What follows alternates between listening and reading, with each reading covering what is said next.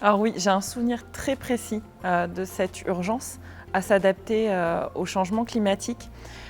On croit souvent qu'on a eu une prise de conscience, mais moi, cette réelle prise de conscience, elle a lieu quelques semaines après notre élection, au tout début du mandat.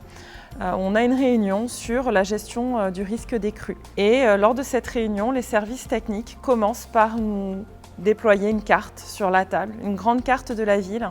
Et en bleu, on a toutes les zones qui seront inondées si une crue a lieu. Et très rapidement, j'ai mon regard qui est attiré par un point particulier, c'est là où j'habite. Et je vois que si demain il y a une crue, il faudra que je monte dans les combles pour ne pas être sous l'eau. Mais en réalité, il n'y a pas que ma maison, c'est toute la ville.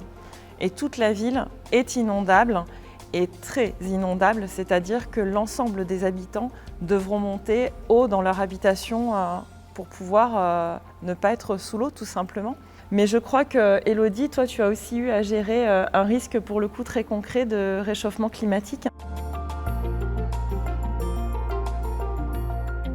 Oui, Emmanuel, effectivement. Alors, nous, à Châtillon, on est une nouvelle équipe municipale élue début juillet 2020 dans un contexte où on s'est dit très vite que l'été serait chaud, au sens propre du terme.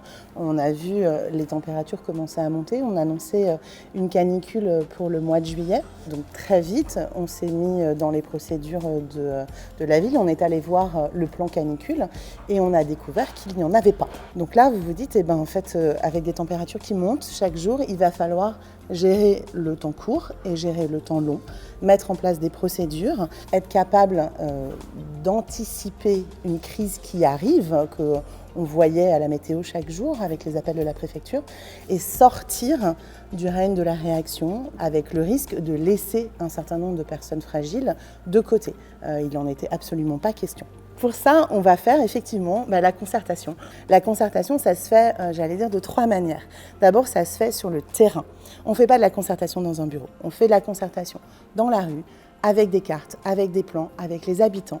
Et on regarde où est-ce que le soleil tape fort, où est-ce qu'il y a trop de voitures et c'est irrespirable, où est-ce qu'il n'y a pas d'arbres. Donc on est vraiment sur place. Et puis le deuxième levier, c'est de faire comprendre aux gens qu'il y a des procédures, des enjeux, des coûts.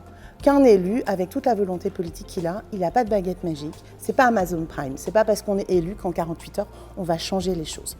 Donc il faut être transparent sur le chemin à parcourir. Et puis le troisième levier, c'est de montrer le chemin qu'on parcourt. On fait des choses et on rend compte. Ça fait 18 mois qu'on a été élu, on est de nouveau sur le terrain. Et on montre ce qu'on fait. On montre là où on a planté, on montre les revêtements qu'on a changés. Donc on est dans le progrès avec les habitants ensemble.